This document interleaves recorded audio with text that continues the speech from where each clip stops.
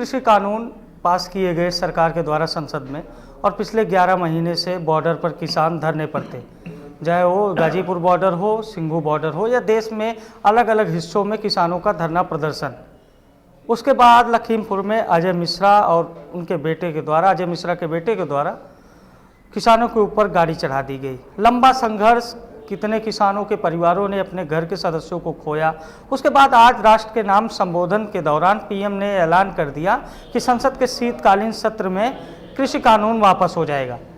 Media से चर्चा करते हुए आम आदमी पार्टी के राज्यसभा सांसद संजय सिंह जी ने कहा कि प्रधानमंत्री और बीजेपी चुनावजीवी है। इसी पर खास बातचीत करने के लिए हमारे साथ संजय सिंह जी हैं। सर, बहुत बहुत स्वागत है आपका। जी नमस्कार। अभी आपने कहा कि बीजेपी चुनावजीवी है और चुनाव में हार के डर से कृषि कानून वापस लिए गए, क्या कुछ? ये बिल्कुल सही है, क्योंकि देखिए एक साल में 700-750 से ज़्यादा किसान शहीद हो गए। किसानों ने गर्मी बर्दाश्त की, बारिश बर्दाश्त की, ठंड बर्दाश्त की, जुल्म बर्दाश्त किया, जाति बर्दाश्त की, आंसू गैस के गोले उनके ऊपर छोड़े गए, लाठियां चलाई गई, उनको आतंकवादी कहा गया, खालिस्तानी कहा गया, पाकिस्तानी कहा गया, उनके सामने तार बिछा दिए गए जैसे कि वो दुश्मन देश के नागरिक हों। और तब आपने कानून वापस नहीं लिया। उनको आपकी मंत्री मवाली कहती रही, आप नहीं बोले।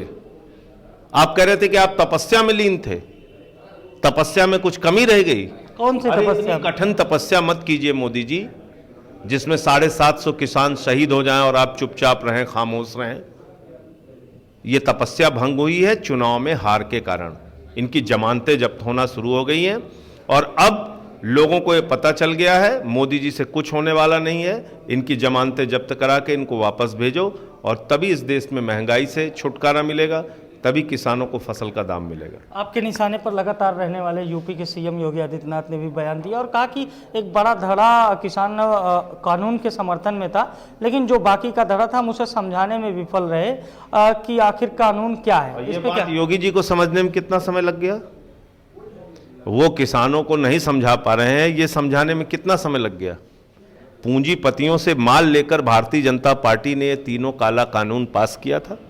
इस देश में महंगाई को बढ़ाने के लिए, जमाखोरी को बढ़ाने के लिए, कालाबाजारी को बढ़ाने के लिए, किसानों की ज़मीन पर कब्जा करने के लिए, कॉन्ट्रैक्ट फार्मिंग जैसे काले कानून को लाने के लिए, ये पूंजीपतियों से दलाली खाकर इन लोगों ने ये कानून बनाया था। पूरा देश इस बात को जान चुका है और इसलिए अब ये झूठ बोलने से योगी जी बोले चाहे मोदी जी बोले कोई काम चलने वाला। राकेश टिकैत ने कहा है, आखिरी सवाल, कि आंदोलन तब तक समाप्त नहीं किया जाएगा जब तक लिखित रूप से इसकी घोषणा नहीं की जाए और संसद में जब तक ये कानून रद्द नहीं होता। उन्होंने ठीक कहा है, ये फरेबी लोग हैं, इनकी बात का क्या भरोसा है, कल को ये पलट जाए अपनी बात से, तो इसलिए उन्होंने जो कहा है वो ठीक कहा है। आगे की तैयारी क्या है आम आदमी पार्टी की, जिस तरह से कानून आम आदमी पार्टी पहले दिन से संसद से लेकर सड़क तक अरविंद केजरीवाल जी और आम आदमी पार्टी का एक एक कार्यकर्ता इस कानून के खिलाफ था, किसानों के साथ था, है और रहेगा।